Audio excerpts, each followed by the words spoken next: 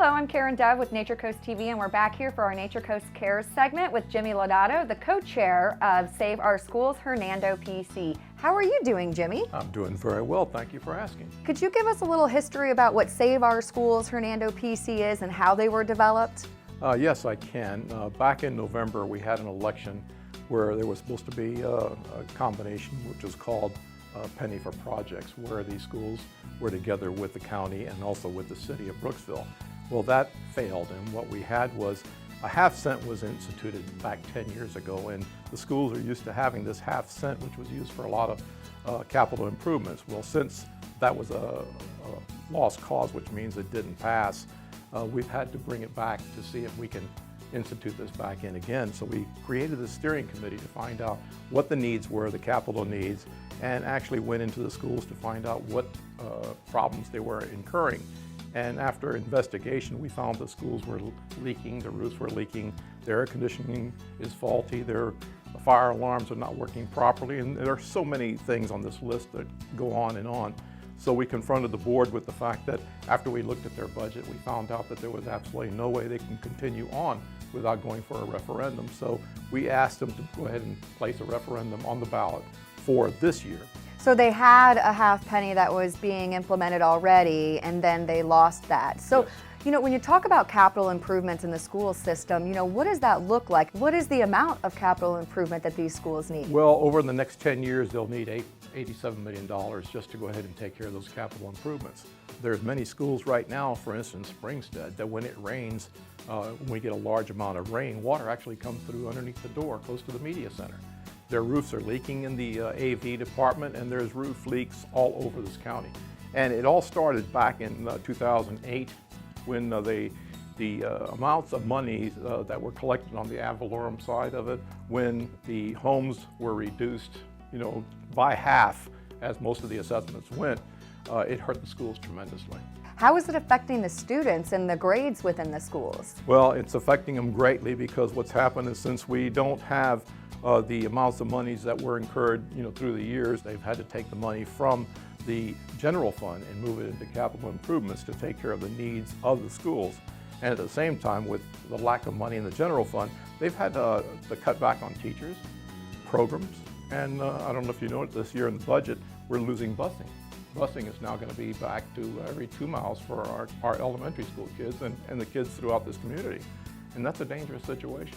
Yes, it is. And we know if the schools aren't, you know, good schools, rated A, you know, or B schools, then we can't really attract new businesses here, and it's going to affect the economy as well. Have you seen that happening? Oh, absolutely. I represented 17 Fortune 500 companies, and I've had dialogue with many of them, and several of them have now since moved to Tampa. They came here and they vetted us, and they found out that we were inadequate. Our schools were rated F rated, D rated, C rated, and in Tampa they're rated A rated.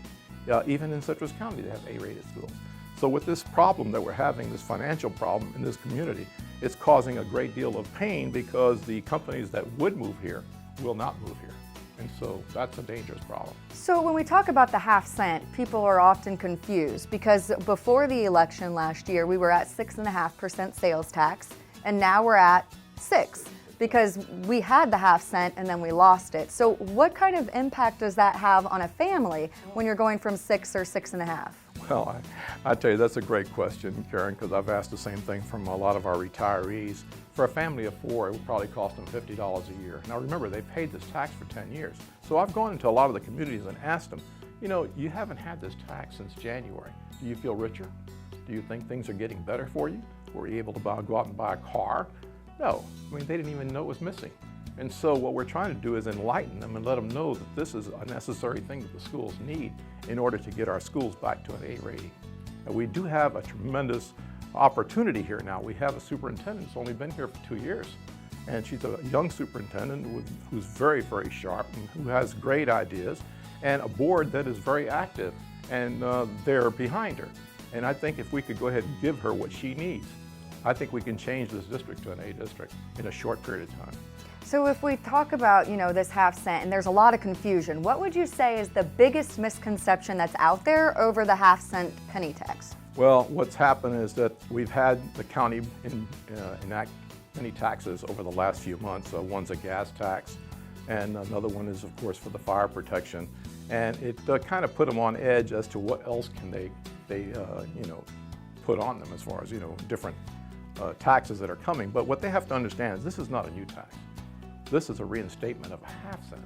And this isn't an income tax. It is not an income tax. It's a sales tax, right? And with the half-cent tax, it is a great way to go because 30% of the taxes that are paid by tourists and outside people. People who come into this community and buy product here end up paying this tax, and 30% of it comes from snowbirds and outside sources. So our sales tax is relying on people visiting this community in addition to the residents, but it's not an income tax that's going to affect their annual income. It's a sales tax that affects the purchases. Yes. So how do you see the sales tax going to affect with all of Hernando County's rebranding and some of the things that they're bringing in here? What are you seeing might be the potential of this half-cent sales tax increase over the next 5 years? Well, the biggest potential will be if we can reinstate the half-cent and bring it into our schools, and we will enable our board and our superintendent to go forth and create A districts. We will have companies here that want to be here. And what is happening now is they're relocating in Tampa. For instance, Bristol-Myers went to Tampa. Amazon went to Ruskin. We have J&J now is interviewing in different areas, and they're not even looking at us. So until we tell everyone out in the business field that we're back in business, that Hernando County is open for business, that we're going to create A-rated schools for their children, and that we are a county that's progressive, we will not be able to move forward. Dr. Lori Romano, which is our superintendent, is very big on collaboration and working together with a lot of the other organizations, communities, and business owners out here in Hernando County. With her vision of where she wants to go and take the schools, do you think that this is going to have a huge impact on her success? Yes, it will have a huge impact, and I have to give you some really great facts that are coming on board now. I don't know if you realize it, but the realtors are on board with this. Hernando Progress is on board with this. We have the Chamber of Commerce is on board with this. A lot of them have already endorsed this resolution. And so when you look at all the people who are coming out and making or putting this opportunity forward for them to enact this half-cent sales tax, real estate professionals know that they can't bring people in here unless we have solid schools. If you go back to the Board of Realtors, you'll find out that that's the first thing that they're asked when any new company comes in here or any new resident who wants to live here. Companies put education ahead of everything before they come into a community. And Dr. Romano has made so much progress within the community already. I mean, I think that she's got a huge amount of support in what her vision for the school district is, and she's been very successful so far.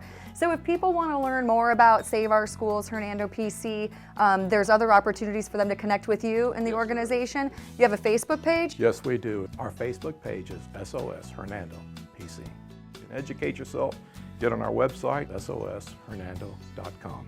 Reach out to me, jimmylodato@aol.com. This is a positive direction for us. Again, we want to thank you for your time for coming out. Thank you.